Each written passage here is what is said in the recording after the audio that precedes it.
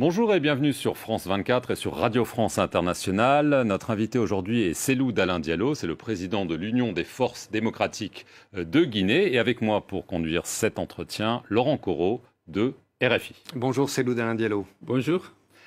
Alors cette semaine, 58 partis d'opposition, dont le vôtre, ont signé une déclaration sur la transition. Une déclaration qui affirme que la junte au pouvoir depuis 6 mois maintenant s'écarte de l'état de droit et traîne volontairement pour revenir à l'ordre constitutionnel. Est-ce que, d'après vous, le colonel Mamadi Doumbouya a décidé de se maintenir au pouvoir coûte que coûte? Je ne peux pas dire ça pour l'instant. Ce qu'on a déploré dans cette déclaration, c'est la marginalisation de la classe politique, à qui on prête des agendas cachés. Et visiblement, on ne peut pas l'associer à la définition du contenu de la transition. Je parle de la durée de la transition, de l'organe de gestion des élections, de l'élaboration de la Constitution, les grandes lignes tout au moins, et le code électoral, le fichier électoral, tous ces éléments qui concourent à l'organisation des élections permettant de mettre en place des institutions légitimes. Est-ce que le colonel veut se maintenir au pouvoir aussi longtemps que possible? On ne peut pas donner une réponse. Mais 6 mois après... C'est votre sentiment quand même? Oui, après 6 mois après le coup d'État, jusqu'à présent, on n'a pas une durée de la transition. On a dit que cette transition, cette durée devrait être définie par le CNRD, qui décide de l'orientation... La junte, donc. La junte, si vous voulez, et les forces vives. Les forces vives, bien entendu, c'est aussi des partis politiques.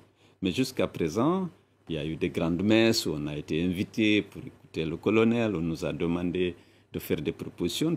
Quant au contenu de la transition, on les a faites. On a proposé des durées de la transition. Mais la charte de la transition n'a pas tenu compte des propositions, de la plupart des propositions des partis politiques. Alors justement, la mission conjointe CEDEAO-ONU qui est venue à Conakry a constaté le non-respect du délai de 6 mois qu'elle avait fixé en septembre dernier. Elle se dit également très préoccupée par l'absence de chronogramme acceptable. Qu'est-ce que vous attendez de la CEDEAO? Plus de fermeté, peut-être? Écoutez, nous avions demandé à la CEDEAO de ne pas sanctionner la junte. Lorsqu'elle a pris le pouvoir, on a estimé que M. Alpha Condé exerçait un mandat, un troisième, illégal et illégitime, et qu'on a salué leur intervention. Maintenant, bien entendu, nous souhaitons que la CEDEAO accompagne le processus pour qu'on puisse revenir à l'ordre constitutionnel dans un délai raisonnable. Vous souhaitez un médiateur de la CEDEAO? Oui, absolument, parce que la crise de confiance est tellement profonde en Guinée que parfois, pour qu'on puisse s'entendre, aplanir nos divergences, on a besoin d'une personne neutre, acceptée par toutes les parties. Alors, la durée de la transition, c'est vraiment là où il y a une pierre d'achoppement. Au Burkina, une transition de 3 ans a été décidée. Est-ce que, d'après vous, c'est ce que vise la junte? On ne sait pas. En Guinée, hein. On ne sait pas. Il y a un document qui circule, dont l'authenticité n'est pas encore vérifiée, qui propose 4 ans. Oui. Je ne sais pas si c'est un projet de la junte, mais en tout cas, ça nous paraît trop, nous, au niveau des partis. Qu'est-ce qui est acceptable pour vous? Pour nous, on avait proposé 15 mois, alors que la CEDEAO en avait proposé 6. Mais lorsqu'on a essayé d'établir un chronogramme sur la base des actions à mener et en affectant un délai à chaque action, compte tenu de notre expérience, on pensait que 15 mois était largement suffisant pour organiser des élections et mettre en place les institutions légitimes. Est-ce que vous diriez, Cellou Dalein Diallo, qu'en l'état actuel des choses, le divorce est consommé entre la junte et les politiques? Mais pour le moment, on a lancé un appel à la junte pour qu'on puisse s'asseoir, qu'on mette en place un cadre permanent de dialogue qui réunirait le CNRD, le gouvernement, le CNT, les partis politiques, la société civile, avec la participation des partenaires techniques et financiers, dont la présence pourrait aider à planir certaines divergences compte tenu de la crise de confiance qui est née entre notamment la classe politique et la junte. Donc une solution vous semble toujours possible? Oui, une solution est toujours possible. Je pense que l'absence de dialogue est source de conflits. Il faut éviter les conflits. Il faut se rappeler que les événements tragiques du 28 septembre 2009 étaient la conséquence d'une rupture du dialogue avec les égos qui avaient naturellement conduit les uns et les autres à se radicaliser. Alors qu'on n'a pas besoin de ça. On a besoin de se retrouver autour d'une table et de décider qu'est-ce qu'on fait de la transition, quel est le délai convenable, quel est l'organe de gestion des élections pour que tout le monde ait confiance à ce qui sera mis en place pour éviter les conflits avant ou après les élections. Alors justement, le gouvernement a annoncé la tenue d'assises nationales le 22 mars prochain. Est-ce que c'est un pas vers la solution? Ce n'est pas mon sentiment. Pour moi, il faut un cadre de dialogue où on peut discuter. Les délégations des institutions que j'ai citées se retrouvent sur la base des expériences qu'on a eues des dialogues politiques en Guinée et ailleurs. On essaie de trouver des solutions consensuelles et qui peuvent orienter aussi bien le CNT que le gouvernement et le CNRD dans l'action publique pour que on puisse très rapidement aller au retour à l'ordre constitutionnel. Cellou Dalein Diallo, vous êtes le principal leader de l'opposition. On imagine que vous avez tenté de dialoguer avec le colonel Doumbouya. On a vu qu'au Mali, au Burkina, il y a quand même, ne serait-ce un véritable dialogue, au moins des canaux qui existent entre l'opposition et la junte. Est-ce que vous avez parlé au colonel Doumbouya? Est-ce que vous l'avez vu? Personnellement, je n'ai pas pu le rencontrer, pas faute d'avoir essayé, mais je n'ai pas eu de suite favorable. Il a refusé de vous voir? Enfin, je peux considérer ça comme tel, puisque je n'ai pas eu de suite favorable. J'ai souhaité le rencontrer pour donner mon avis par rapport à ce qui se passe. Et bon, je voulais être un partenaire du CNRD dans cette transition. Pas moi seul, mais je pense qu'il y a un certain nombre d'acteurs politiques qui sont représentatifs dans une certaine mesure de la population, compte tenu des scores qu'ils ont réalisés, compte tenu des sièges qu'ils ont obtenus à l'Assemblée ou dans les élections communales. On peut, sur cette base-là, inviter certains et discuter avec eux pour qu'ils puissent donner leur avis par rapport à au contenu de cette transition. Donc pour vous, ça illustre sa volonté d'exclure les partis politiques? Non, voilà, déjà, je considère que si on prend les pays dans lesquels se déroulent actuellement des transitions, au Mali, le gouvernement est membre de les partis politiques sont membres du gouvernement de transition. Le Premier ministre même est issu de la classe politique. Au Tchad également.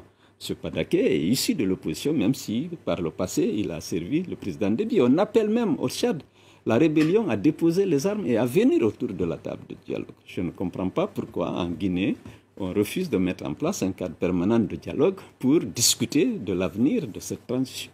Si le dialogue est impossible, Cellou Dalein Diallo, l'opposition dit se réserver le droit d'utiliser tous les moyens légaux, y compris les manifestations. Mais est-ce qu'on ne risque pas de revenir dans un cycle de violence?